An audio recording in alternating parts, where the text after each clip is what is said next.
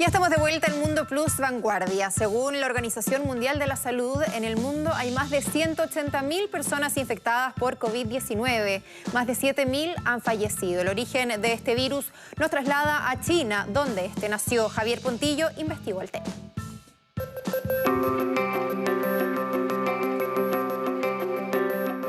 Hoy el coronavirus está en gran parte del planeta. Pero fue en la ciudad china de Wuhan, cerca de Shanghái, donde este mortal virus nació. Un lugar que debió ponerse en cosa de horas en estado de emergencia.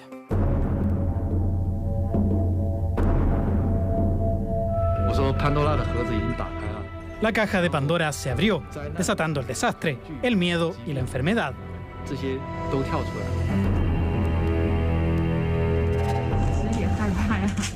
A decir verdad, tengo miedo. Mis padres todavía están cerca y yo soy hija única. Y tengo 2 hijos, entonces tengo miedo.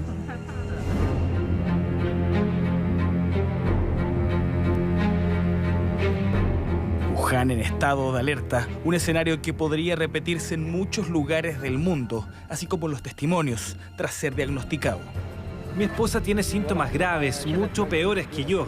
Ayer el hospital mantuvo su radiografía para el diagnóstico. Ella está empeorando. Los 3 miembros de nuestra familia han sido infectados.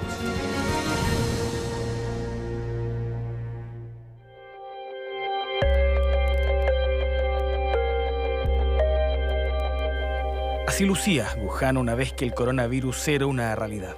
La primera medida de las autoridades fue cerrar la ciudad por completo. Nadie entraba ni nadie salía de acá. Una ciudad de 11 millones de personas que de un segundo a otro se paralizaba. Solo personal autorizado podía recorrer sus calles. En un principio nadie sabía el alcance que podría tener este virus. Los transportes cancelados y realmente la gente no puede ni entrar ni salir. Las calles hoy siguen vacías, al igual que ayer. Apenas se ven unos pocos transeúntes y los trabajadores de la limpieza, al igual que pequeños coches de policía y patrullando, y también taxis que llevan a los pacientes que notan los síntomas del brote de coronavirus al hospital. Pero ¿cuál es el origen del coronavirus? Las teorías que han rondado respecto a la génesis de este virus han sido variadas. Sin embargo, para tener certeza de esto, visitamos al representante de la Organización Mundial de la Salud en Chile, Fernando Leanes, quien ha trabajado estrechamente con el gobierno nacional ante la llegada del virus. En general se originan en poblaciones de ciertas especies de murciélagos, igual que el virus del ébola. Entonces, en el origen, esto ha sido probablemente un virus que circulaba en murciélagos, de hecho se encuentra que circula en murciélagos, ha tenido una especie animal intermedia, se habla del pangolín, de un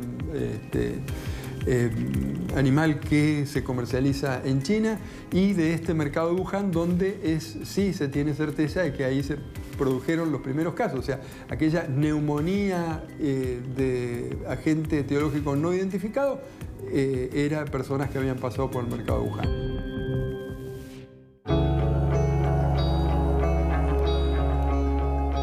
En principio, autoridades no parecen haber reparado al alarmante número de casos de neumonía que se presentaban en las urgencias de los hospitales, y tampoco repararon en el factor común que esos enfermos presentaban: haber visitado el mercado de animales vivos de Wuhan.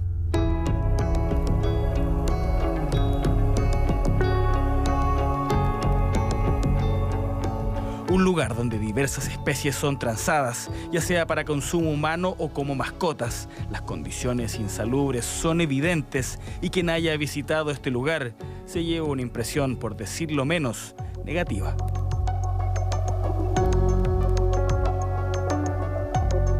Una cosa es que haya salido de este mercado, otra muy distinta es la cadena de contagios.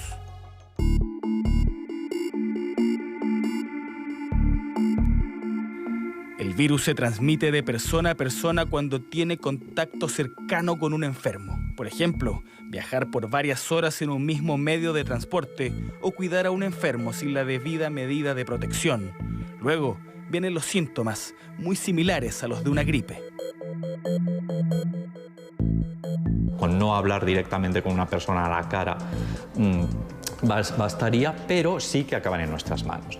Y sin darnos cuenta estamos continuamente tocando cosas, tocándonos nosotros, tocándonos los ojos, y ahí es por donde el virus puede realmente infectarnos. Por tanto, higiene manual, lavarse las manos con jabón, no hablar a nadie demasiado cerca a la cara, toser y estornudar no en la mano, ni preferiblemente tampoco en un pañuelo, sino en el hombro, porque normalmente no vamos por ahí refrotándonos el hombro con otra gente, ¿no?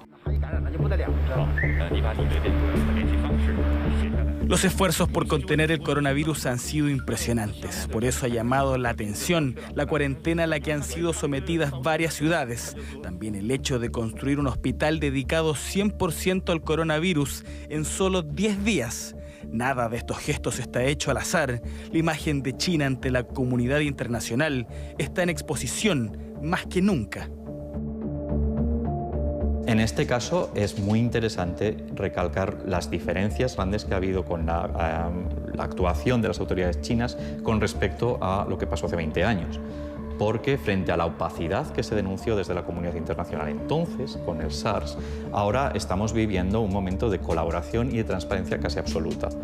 Y un deseo, con medidas tan drásticas como puede ser poner en cuarentena casi 40 millones de personas, por contener la cosa, de hacerlo bien y mostrar a la comunidad internacional que son fiables.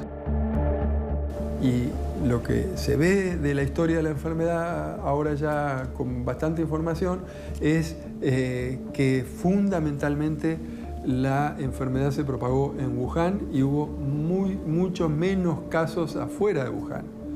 Y en los dos casos hubo los nuevos casos por día que se reportaban tuvieron un comportamiento de una curva con un descenso marcado y acelerado por las medidas de contención que se tomaron en China, ¿no?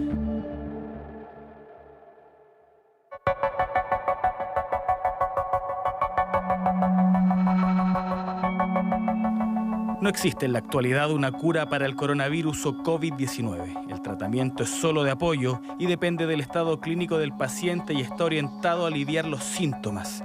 En este momento no se ha desarrollado una vacuna para este virus. Sin embargo, la carrera intelectual y científica por encontrarla ya comenzó en varios países del mundo.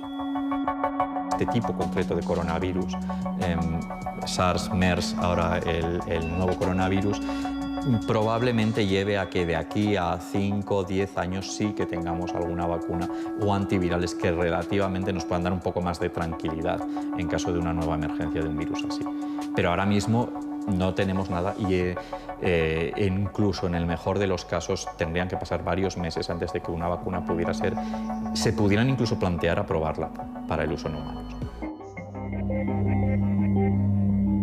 En Chile, la influenza mata al año al orden de 500 personas. Por eso siempre se alerta a los grupos de riesgos, niños y adultos mayores. En el caso del coronavirus es lo mismo. Hay que tomar los resguardos y cuidar a la población que está en peligro.